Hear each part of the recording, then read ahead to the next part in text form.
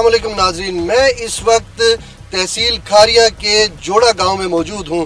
इस वक्त पाकिस्तानियों को जिस खबर ने सबसे ज़्यादा परेशान किया हुआ है वो मराकश में कश्ती हादसा है, जिसमें बेशतर पाकिस्तानियों की जान गई और कुछ जिंदा बचने में कामयाब हुए। और उन्हीं से ये पता चला कि पाकिस्तानियों की कश्ती उल्टी नहीं बल्कि वहाँ के जो एजेंट थे उन्होंने उनके ऊपर तशद्दुद किया और कुछ की लाशें समंदर बुर्द कर दी।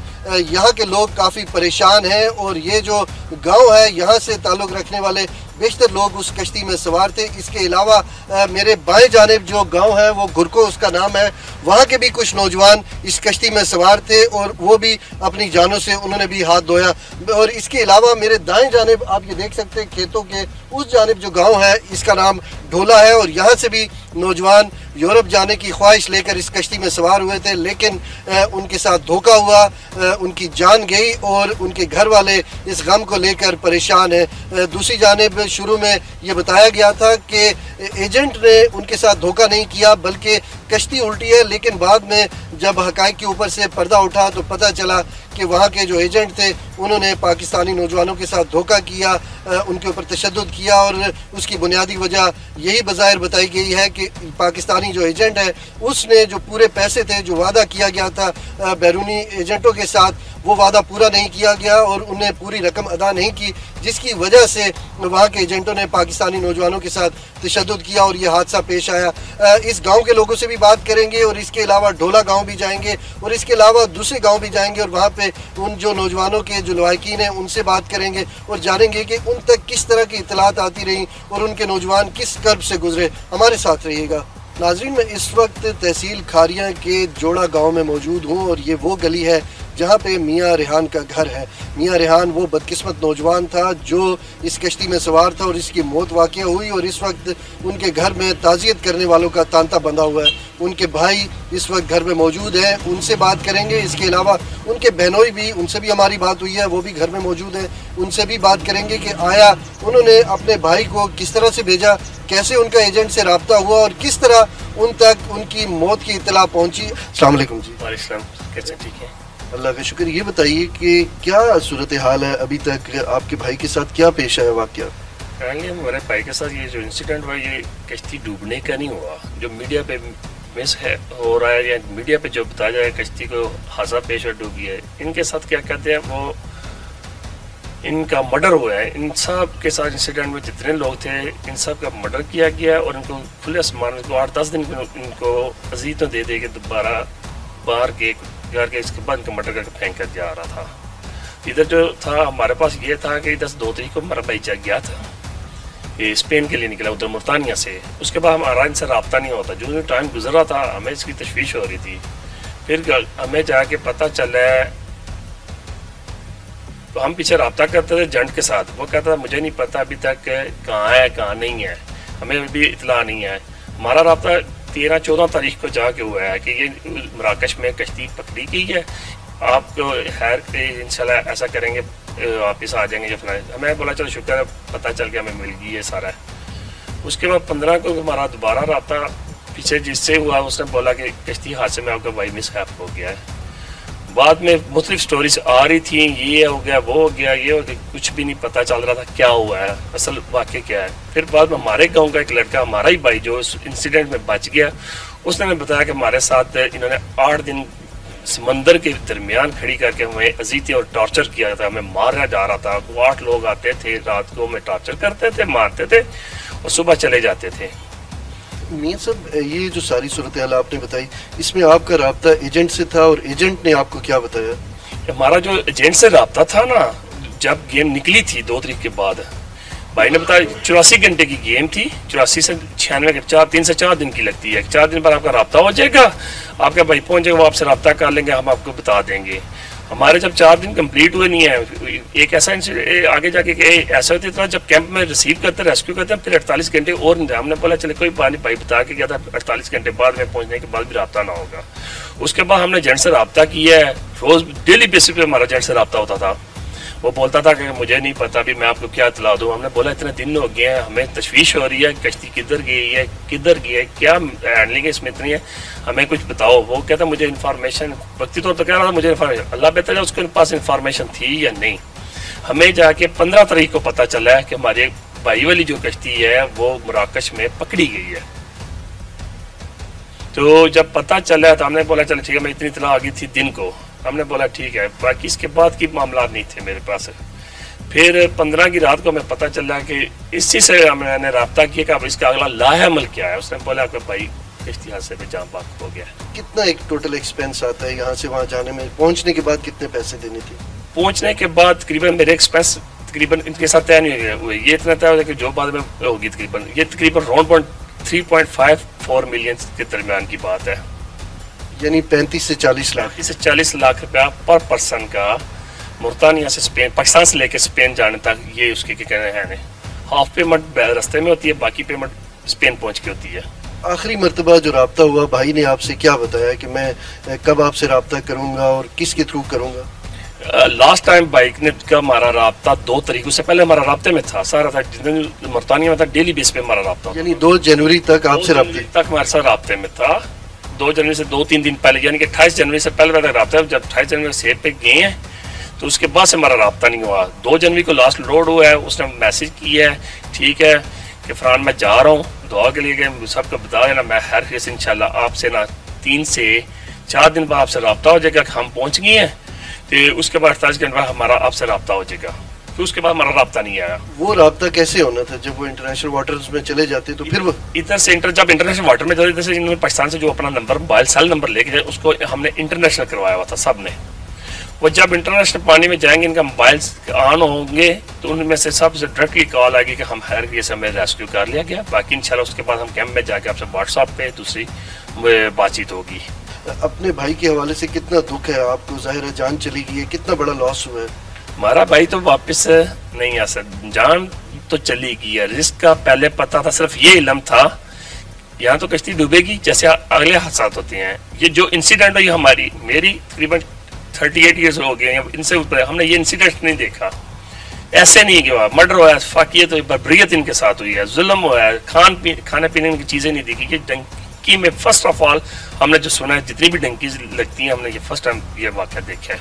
इससे पहले भी हादसा हुआ, अभी दोबारा हादसा हुआ। ये कितना सबक आमोज है यहाँ के लोगों के लिए, खास करके जो अपने बच्चों के हवाले से ये सोच रहे हैं कि हमने उन्हें बाहर भेजना है, वहाँ पे मजदूरी करेंगे और वहाँ से पैसे भेजेंगे और यहाँ पे इनके हालात ठीक होंगे। मेरा नहीं ख्याल कि लोग रुकेंगे, क्योंकि ये हादसे पहले भी हुए और आगे भी होते रहेंगे। हम जब कहते तो बांधते नहीं है, कहते आप तो वहाँ पे सेटल हैं, आप हमें इसलिए कह रहे हैं।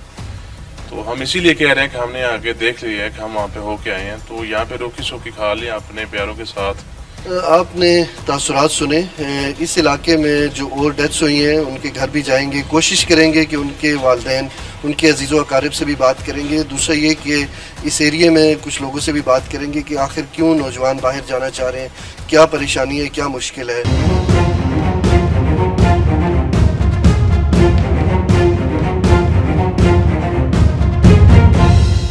मैं जोड़ा गांव की इस गली में मौजूद हूं जहां पे अबू बकर का घर है। अबू बकर इस कश्ती हादसे में उसकी जान गई है और ये भी उन्हीं लोगों में शामिल है जो यहाँ से एजेंट के थ्रू गए हैं और इन्होंने आधी कीमत एजेंट को दी थी और आधी कीमत इन्होंने ये वादा किया था कि जब वो मंजिल मकसूद पर पहुँचेंगे तो वो अदा करेंगे। लेकिन यहाँ पे हमारी जिन भी लोगों से बात हो रही है उन्होंने ये कहा कि एजेंटों ने धोखा किया। अबू बकर इस कश्ती हादसे में जिसकी जान गई, उसके वालिद हमारे साथ मौजूद हैं, इनसे बात करते हैं इन तक क्या इत्तला थी। ये हादसा जब पेश आया तो क्या इनका बेटा इनके साथ राब्ते में था? अस्सलाम वालेकुम जी। वालेकुम सलाम। थोड़ा सा बताएं क्या हुआ, आप तक क्या इत्तलात पहुंची हैं? जो 2 तारीख को हमें मैसेज मिला वह आज जा रहे हैं, मैंने बोला ठीक है जाओ। अच्छा, अब 16 तारीख चली, उस दिन पता चला ये हादसा हो गया। हादसा नहीं हुआ, वो खुद पकड़ के मारा उन्होंने, उसके साथ ये हुआ। तो बाद में ये हुआ, हम बोलते जंट किधर है, बोलते नहीं मालूम, उसने हमें मरवाया है। जो आदमी बच गया ना, 3 आदमी बचा, तो उसने बोला उसने ये काम करवाया सब। यानी जो लड़के बचे हैं उन्होंने आपको ये बताया है कि एजेंट ने ये काम करवाया? एजेंट ने ये काम करवाया। और एजेंट कौन था? फाद, वो भी इसी गांव का ही है, उसने ये काम करवाया। क्या वजह है? ये हमें नहीं मालूम मुझे, उसने क्या करवाया क्या नहीं करवाया, उसने ये मरवा दिया सब। कोई लेन देन का मसला था, कोई पैसे पूरे नहीं दिए? हमारा पैसों का मसला नहीं था, उसका मसला था, हमारा नहीं था। हमने तो पेमेंट दी है, आधा दी है, आधा उसने बोला मैं बाद में ले लूंगा तुम्हारे से। कितने पैसे आपने दिए? 35 लाख। 35 लाख आपने एडवांस दे दिए थे? 17 लाख एडवांस दिया, 35 लाख सारा था। यानी आधी जो रकम है वो पहुंच के आपने देनी। आप पहुंच के देनी थी। तो फिर क्या मसला पेश हो सकता है? आपका जाहिर है उसके साथ कोई मुआहदा हुआ होगा कि पैसे हमने देने, एडवांस भी दे दिए, तो फिर क्यों मरवाएगा वो? वो उनका मसला है, आपस में मसला, जन टू जन का मसला है। जो डंकी लगाने वाले हैं, डंकी लगाने वाले, उनका मसला है, हमारा नहीं है। या उस फाद का मसला है, हमारा मसला नहीं था। हम तो जिस वक्त उसने बोलने थे पैसे थे, हमने उस वक्त दे देने थे पैसे उसको। यानी ये बुनियादी तौर पे एजेंटों की लड़ाई थी जिसकी वजह से बच्चों की जानें ज़ाया हुई हैं। हाँ ये सही है, ये बात सही है तुम्हारी। एजेंट काबिल इत्माद आदमी था फाद जिसका आप बता रहे हैं? काबिल इत्माद आदमी था, अभी नहीं रहा बिल्कुल। अभी हमसे चला गया, वो मालूम नहीं किधर है किधर नहीं है। हमें तो बच्चों की अच्छा डेड बॉडी चाहिए बस, हम इसके इंतजार में हैं। तो आपने बेटे को क्यों बाहर भेजा, क्या वजह थी? कोई आदमी इधर रहने को तैयार नहीं है, चाहे हमारा चाहे किसी और का। एक जो एजेंट था ना, उसने क्या बोला, वो सपने दिखाए थे उनको, ये है ये है ये है, वो बोला मैं जाने है। हम तो इधर नहीं था, वो उस वक्त चला गया था। 6 महीने 4 दिन, अच्छा 10 दिन हो गया उसको उधर गए हुए। बाद में पता चला ये हादसा हो गया। आपका इधर क्या कारोबार है, क्या काम काज है? हम मजदूरी करते हैं। इतने पैसे जमा कैसे कर लिए थे? तो किसी अच्छा भाई से 200 से लिए पैसे सब उधार लेके आपने सोचा कि बेटा बाहर जाएगा, वहाँ से कमाएगा, एक तो उधार उतारेंगे, दूसरा जिंदगी आसान हो। बिल्कुल ये ऐसा ही है। ये आपकी नज़र में ये रास्ता ठीक था डंकी लगा के जाने वाला? ये रास्ता ठीक नहीं है, अभी दोबारा मत जाना बस इस रास्ते से। कागज आ जाए तो ठीक है, नहीं तो इधर मजदूरी करो बस।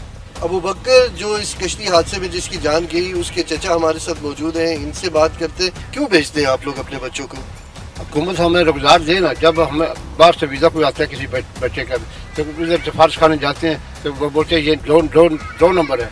असल है जो 2 नंबर है, जो 2 नंबर है वो बोलते हैं असल है। इसमें हुकूमत का जिम्मेदार, हम जिम्मेदार नहीं है कि हमारे बच्चों के मुस्तकबिल अगर इधर बनाए तो हमारे कोई बच्चा भी पाकिस्तान के बाहर नहीं जाएगा।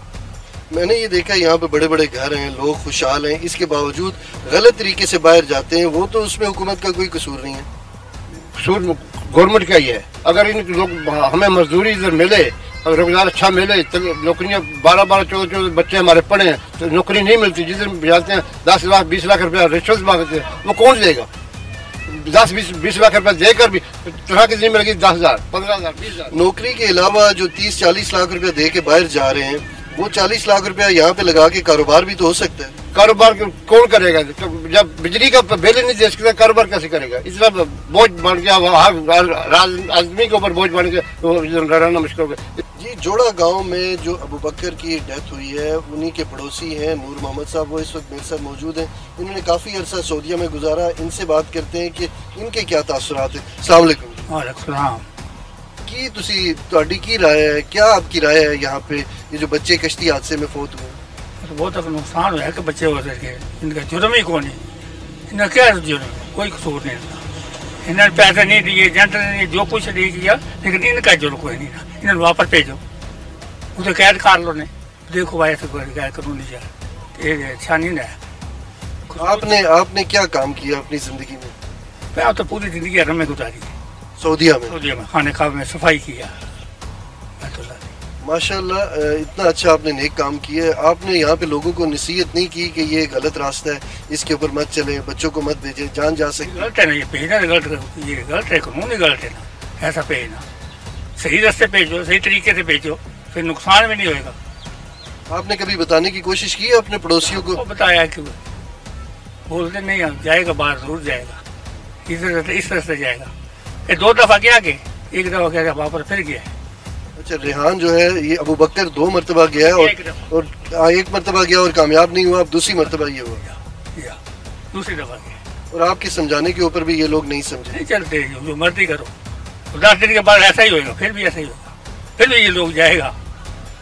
आप ये कह रहे हैं कि इतने बड़े हादसे से ये सबक नहीं सीखेंगे और ये फिर दोबारा जाएंगे, कोशिश करेंगे? कोशिश करेंगे। नूर मोहम्मद साहब ने अपनी ज़िंदगी का बेशतर हिस्सा हरम पाक में सफाई करते हुए गुजारा, खिदमत करके गुजारा, और इनका ये कहना है कि मैंने यहाँ पे बहुत लोगों को नसीहत की है, लेकिन लोग समझने के लिए तैयार नहीं हैं। वो यहाँ से अटेम्प्ट करते हैं, नाकाम होते हैं, फिर आते हैं, फिर दोबारा जाते हैं और उन्हें ये लगता है कि इस हादसे से भी लोगों ने सबक नहीं सीखना और उनके बच्चे यहाँ से ये कोशिशें करते रहेंगे। लेकिन इन्होंने ये कहा है कि ये बुनियादी तौर पे गलत है, इससे मुल्क की भी बदनामी होती है।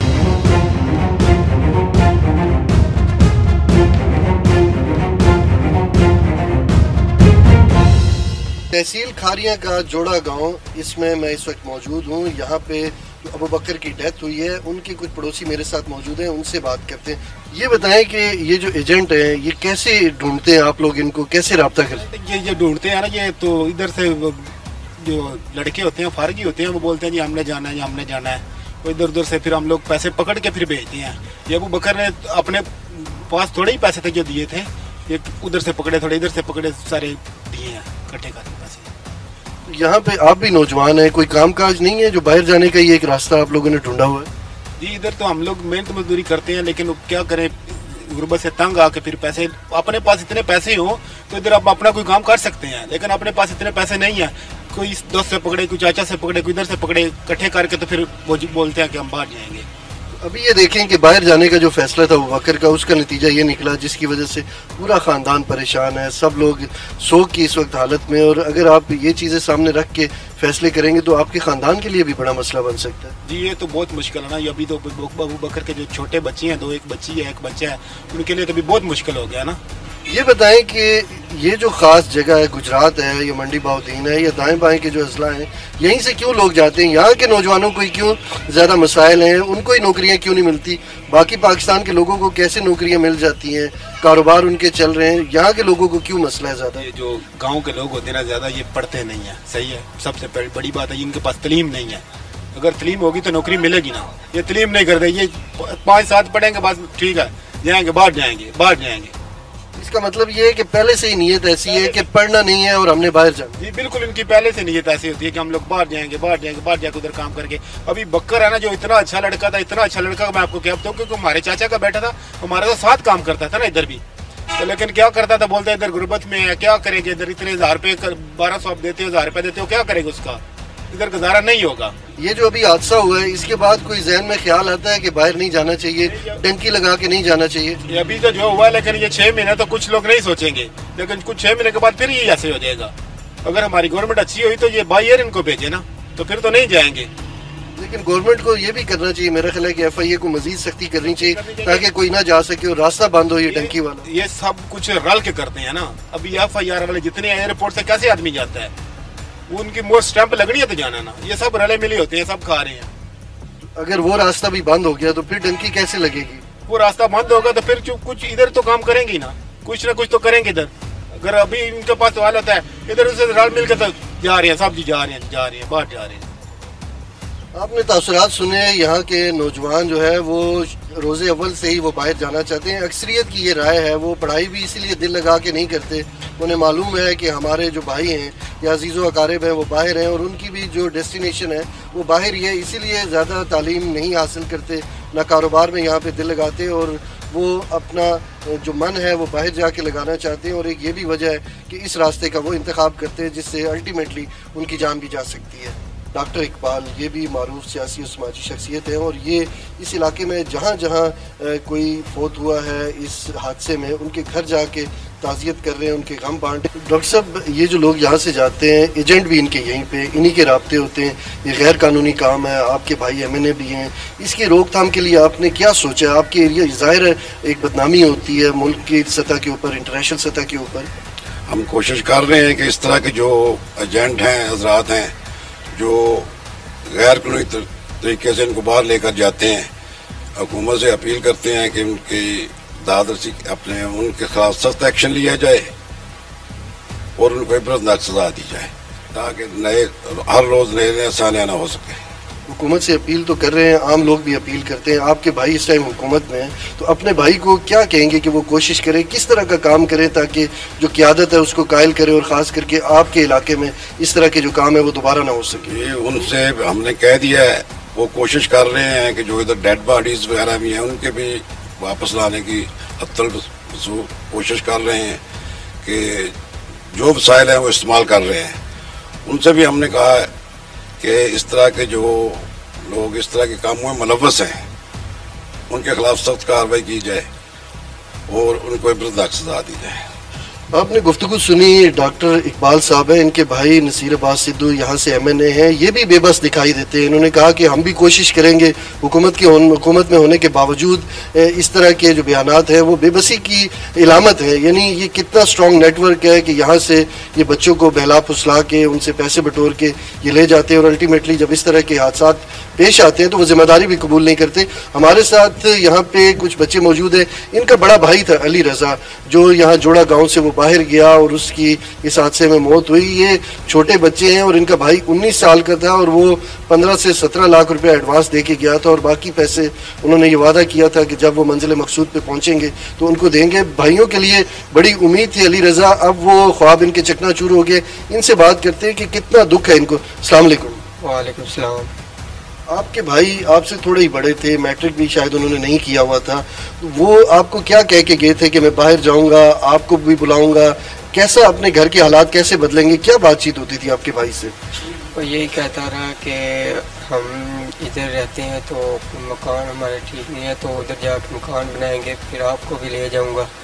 तो बस ऐसे ही कहता रहा। तो बहुत अफसोस है हमें, तो बहुत अफसोस की बात है। लेकिन आप तो कह रहे हैं कि आपके घर के हालात भी अच्छे नहीं थे। इतने ज़्यादा पैसे कहाँ से जमा किए बाहर भेजने के लिए भाई को? जी वो हमारे मामू सारे ने दिए हैं, तो आधे आधे करके सब ने दिए हैं, तो इस तरह इकट्ठे करके हमने दिए थे।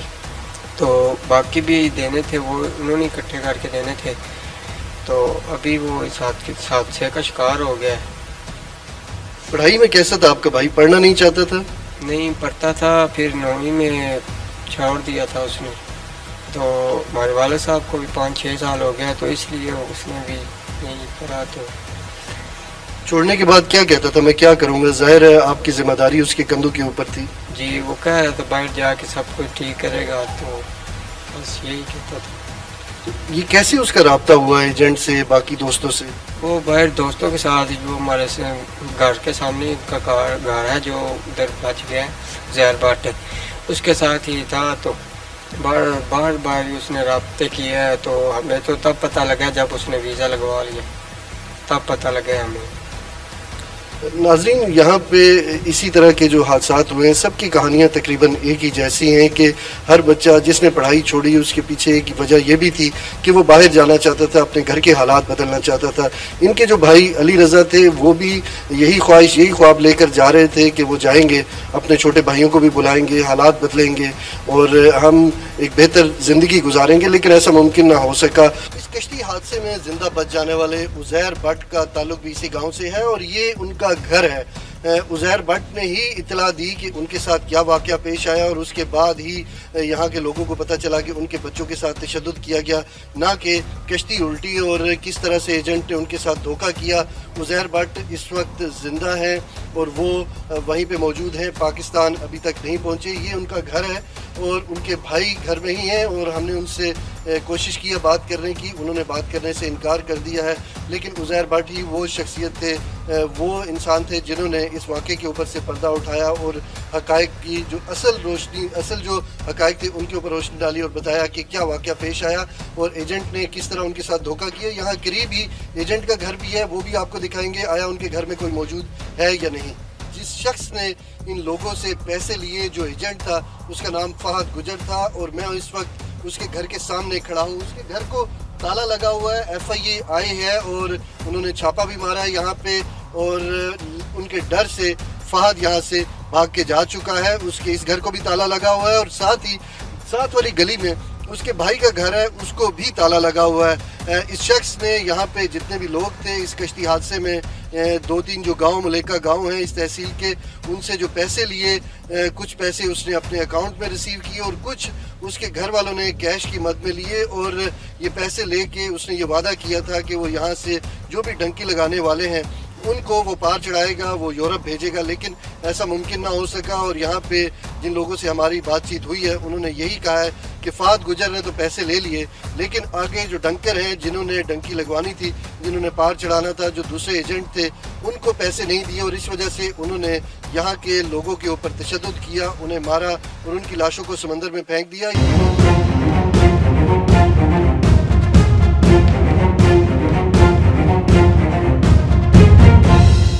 नाजरीन, मैं इस वक्त खारिया के जोड़ा गांव में मौजूद हूं और ये उसका बाजार है। यहाँ पे लोगों से बात करेंगे कि आया क्यों नौजवान यहाँ से बाहर जाते हैं। अवामी राय लेने की कोशिश करेंगे कि आखिर नौजवान यहाँ काम क्यों नहीं करना चाहते, वो यूरोप की तरफ ही क्यों देखते हैं। हमारे साथ एक शहरी मौजूद हैं, उनसे जानते हैं। वो बहुत ही गहरी नज़र रखते हैं। अस्सलाम वालेकुम। जी वालेकुम अस्सलाम व रहमतुल्लाहि व बरकातहू। जी जी, यहाँ से हमने देखा है कि काफ़ी रुझान है इस इलाके से लोगों का बाहर जाने में, खास करके यूरोप उनके लिए बड़ी एक पुरकशिश जगह बनी हुई है। आखिर ऐसा क्यों है? ये सिर्फ देखा देखी है। लोग जो हैं दूसरों को देखते हैं, वो यूरोप गए हैं तो वो भी जाने की कोशिश करते हैं, तो ये नुकसान उठाते हैं। ये आए दिन ये हादसे पेश आते हैं और इसमें मैं ये अर्ज़ करूँगा कि ये हमारी हुकूमत की कमज़ोरी है, क्योंकि यहाँ पे लोगों को रोज़गार मुहैया मुयसर आ जाए तो मेरे ख्याल में कोई बंदा भी बाहर जाने की कोशिश नहीं करेगा। कर्ज उठा के, अपनी ज़मीनें बेचकर, अपने असासे बेचकर, ये अपनी जान का जो है वो दाव पे लगाकर ये बैरून मुल्क जाते हैं, तो इसमें सोचना पड़ेगा ना। तो ये लम्हा फिक्रिया है। आप नहीं समझते कि कुछ देखा देखी भी है? खास करके ये जो इलाका है गुजरात का, जेलम का, मंडी बाउद्दीन का, यहाँ से ज़्यादा नौजवान जाते हैं और इसमें देखा देखी का अंसर भी है। ये देखा देखी का भी अंसर आप समझ सकते हैं कि लोग जो हैं, ये इस इलाके के लोग ज़्यादा खुशहाल हैं, क्योंकि सब तकरीबन हर घर में एक बंदा जो है वो बैरून मुमालिक में है, तो पैसे की फरावानी की वजह भी हो सकती है, ये भी है।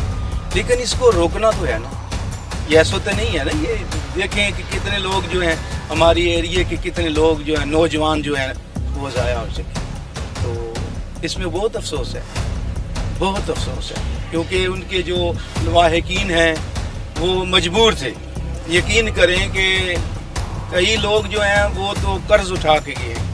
यहाँ पे हमने देखा है कि यहाँ पे जो लोग हैं उनके ज़्यादातर अजीज़ो अकारिब भी बाहर हैं, वो पढ़ाई में भी ज़रा थोड़ा कम ही उनका ध्यान है। आखिर क्या वजह है कि वो बाहर जाके क्या ऐसा हासिल करना चाहते हैं जो मुल्क में रह के नहीं हो सकता? सर वजह यही है, देखे जो बाहर सेटल्ड हैं वो वहाँ की गैर लेके नमूद नुमाइश दिखाती हैं, फिर यहाँ के जो यंगस्टर हैं वो यहाँ पे काम नहीं करते हैं और उनका भी फिर यही रुझान बन जाता है कि हमने भी बाहर ही जाना है। यहाँ पर बेसिकली कोई भी लड़का काम करने को तैयार नहीं होता।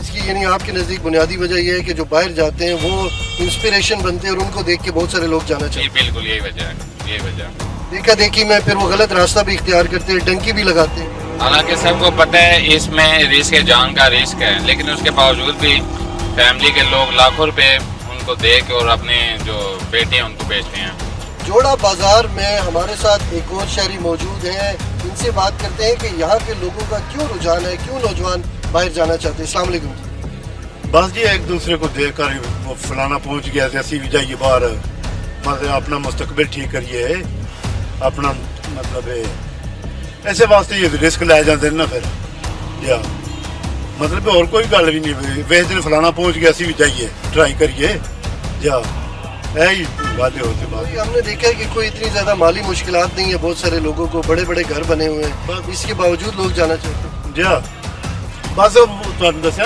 एक दूजे ने वेखते हैं तो जाने असी भी यूरोप जाइए, और कोई भी गल नहीं इत्थे, हालांकि ठीक ठाक टाइम पास होता है बंदियां दा, ऐसी कोई गल नहीं है। यूरोप में ऐसी क्या चीज़ है जो इनको ज़्यादा अट्रैक्ट करती है, इनके लिए बाइस कशिश है कि वहाँ जाके क्या हासिल करना चाहते हैं? हासिल है ये आके बाहरों वेखते हैं, कोई किसी ने गड्डी ली है, मतलब है कि ठीक टाइम पास कर रहा अपना, गड्डियां छड्डियां लिया यूरोप टुर गया, मतलब है पीछे मकान कोठी बन गई है। मैं आखनी है बहुत गलत है, मेरा पुत्र है, साढ़े पाकिस्तान जो बड़ा कुछ कमाई थे, पुत्र क्यों जान जाके नाल तो मावां नूं धोखे देंदे ने, जाके मरदे ने, क्यों जांदे ने? असीं तां आखने बिल्कुल गलत गल है। तहसील खारिया के इस जोड़ा गांव में हमारे साथ कुछ नौजवान भी मौजूद हैं, इनसे बात करते हैं कि इस हादसे के बाद उन्होंने क्या सबक सीखा, क्या उनके भी वही ख्वाब हैं जो इससे पहले जाने वालों के थे। किस क्लास में पढ़ते हैं? मैं 9 में। आप भी बाहर जाना चाहते हैं? जी सोचा तो था, लेकिन ये जो हादसा हुआ हमारे इलाका में अभी, इसलिए नहीं अभी। क्या सोचा था, कहाँ जाएंगे? हमने भी यही सोचा था, यहीं कहीं दुबई चले जाएंगे, सऊदी अरब इलाके में, और ये जो वाक़या हुआ है इसलिए हम अभी अब कभी नहीं जाएंगे। अगर जाएंगे तो लीगल रास्ते से जाएंगे, वरना नहीं जाएंगे। वरना नहीं जाएंगे। ये जो नौजवान फोत हुए इनके बारे में आपको कुछ पता है कि ये किस तरह से गए? ये हमारे भाई थे, हमारे घर के साथ ही इनका घर था। उनसे हम जाते वक्त मिले भी थे। उन्होंने कहा था कि हम यो भाई जा रहे हैं, लेकिन जंटू ने उनसे ज्यादती की है।